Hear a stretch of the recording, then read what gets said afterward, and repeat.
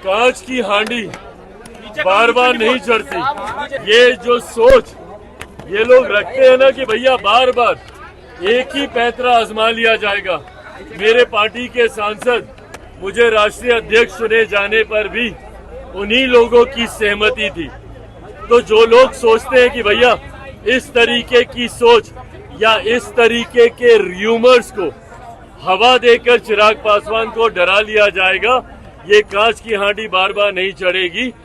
नमस्कार, स्वागत आपका लाइव बिहार में। मैं आपके साथ संजीव सिंह। कि लोक जनशक्ति पार्टी रामविलास के राष्ट्रीय अध्यक्ष चिराग पासवान अभी पटना एयरपोर्ट पहुंचे और जिस प्रकार से लगातार उनकी पार्टी के सांसद के बारे में बिहार में चर्चाएं हो रही है कि उनके सांसद जो है उनसे अलग हो सकते हैं, बड़ी टूट हो सकती है। 3 सांसद जो है वो दूसरे पार्टी के संपर्क में है। यही सवाल जब चिराग पासवान से किया गया कि आपकी पार्टी में टूट का दावा लगातार किया जा रहा है, तो उन्होंने साफ कह दिया कि कांच की हांडी नहीं है जो बार बार टूट जाए। साथ ही साथ जाति आधारित गणना को लेकर के जिस प्रकार से लगातार बिहार के साथ साथ पूरे देश में राजनीतिक हलचलें तेज हैं। राहुल गांधी लगातार जाति आधारित गणना की बात कर रहे हैं, तो वही तेजस्वी यादव 1 सितंबर को पूरे बिहार के हर जिले मुख्यालय पर जो है धरना देने की बात कर रही है, इसको लेकर के आंदोलन करने की बात कर रही है। इसको लेकर के चिराग पासवान से सवाल किया गया, उन्होंने साफ कह दिया है कि तेजस्वी यादव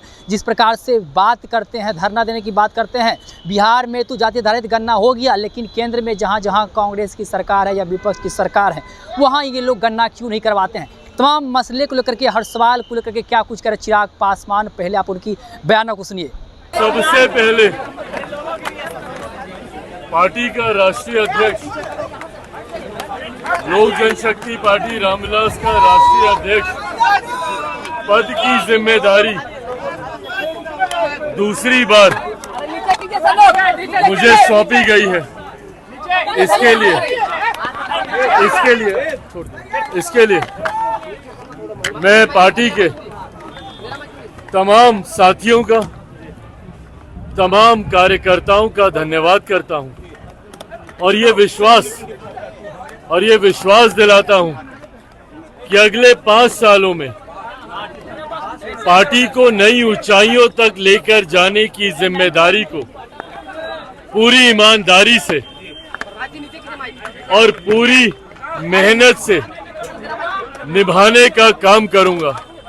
ये पार्टी मेरे नेता, मेरे पिता आदरणीय रामविलास पासवान जी के विचारों पर चलने वाली पार्टी है, उनके सिद्धांतों पर चलने वाली पार्टी है।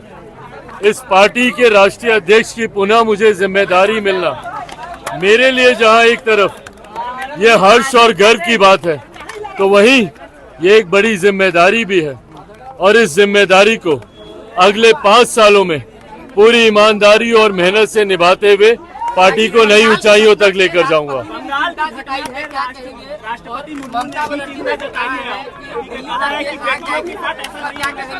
नहीं, बिल्कुल ये चिंता का विषय है।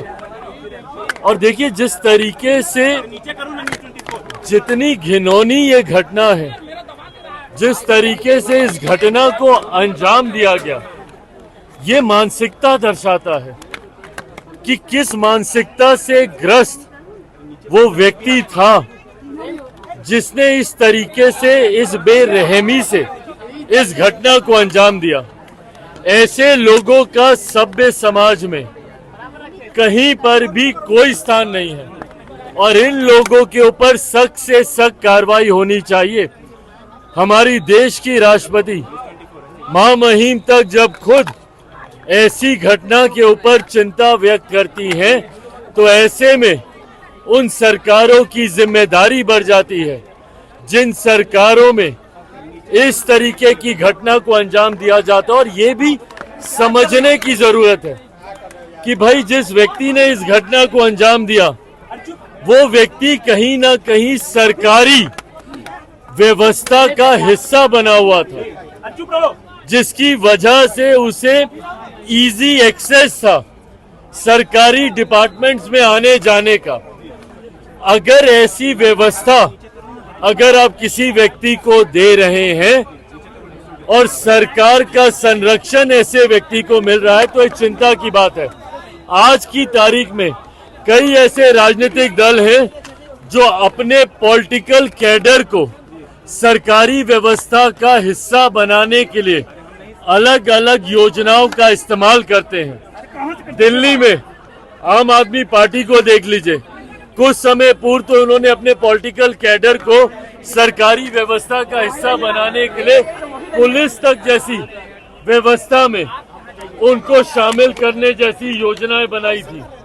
ऐसे में जो पॉलिटिकल पार्टी बिना वेरिफिकेशन के अपने पॉलिटिकल कैडर को सरकारी व्यवस्था का हिस्सा बनाती है, ये भी चिंता का विषय है। ऐसे में जिस घटना को अंजाम बंगाल में दिया गया, वो भी कहीं ना कहीं पॉलिटिकल कैडर एक सरकारी व्यवस्था का हिस्सा बनने की सोच के साथ ही वो आगे आ रहा था, जो पूरी तरीके से आने वाले दिनों में बहुत ज्यादा नुकसानदायक हो सकता है।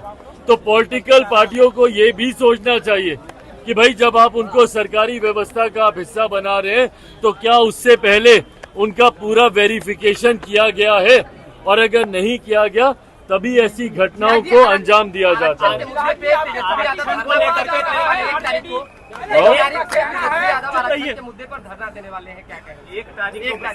किस बात को लेकर धरना देने वाले हैं? आरक्षण के मुद्दे को लेकर, जातीय जनगणना को लेकर के 1 तारीख को बिहार भर में और भाई जातीय जनगणना आप यहाँ पे करा ही चुके हैं। आरक्षण को लेकर जितनी बातें थी, ये हमारे प्रधानमंत्री आदरणीय नरेंद्र मोदी जी स्पष्ट तौर से कह चुके हैं कि आरक्षण के जो प्रावधान डॉक्टर बाबा साहेब भीमराव अंबेडकर ने बनाए थे, उन प्रावधानों के साथ कहीं कोई छेड़छाड़ नहीं की जाएगी। तो इसके बाद राजनीति करने का क्या मतलब है? और जहां तक रही बात जातीय जनगणना को लेकर, बिहार में जातीय आधारित जनगणना हो ही चुकी है, और बाकी राज्यों में जहां पर इनकी चिंता है, तो जिस गठबंधन का ये हिस्सा है, क्यों नहीं उन गठबंधन की सरकारें जहां जहां पर है वहां पर जातीय आधारित जनगणना कराई जाती है?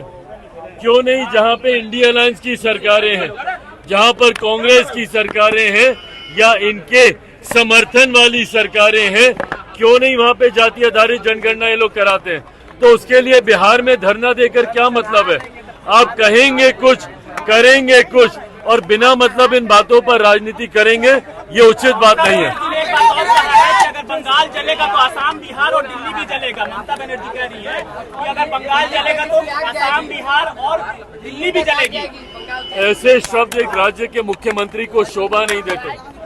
कोई भी बंगाल को जलाने की सोच नहीं रखता है, पर अगर वहाँ पे घटना घटी है तो वहाँ पे पीड़ितों को न्याय मिलना चाहिए, और वो किसी भी राज्य में।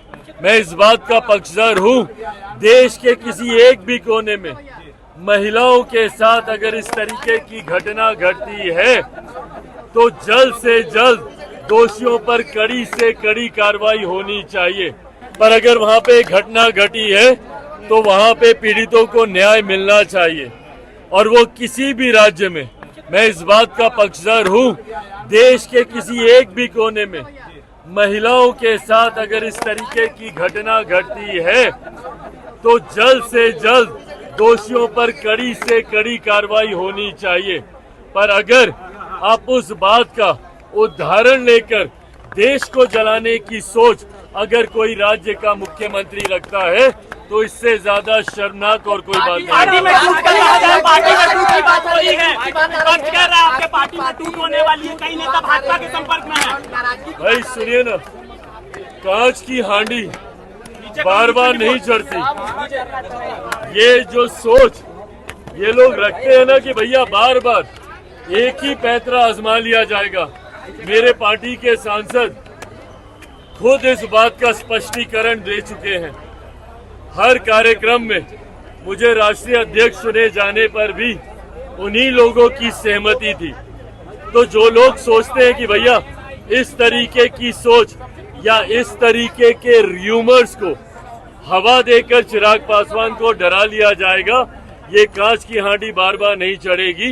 ये जो सोच है, जो मंशा है चिराग पासवान या लोक जनशक्ति पार्टी रामविलास के बढ़ते प्रभाव को इस तरीके के र्यूमर से डरा कर रोक लेने की विपक्ष की, ये सोच कभी धरातल पर नहीं उतरेगी।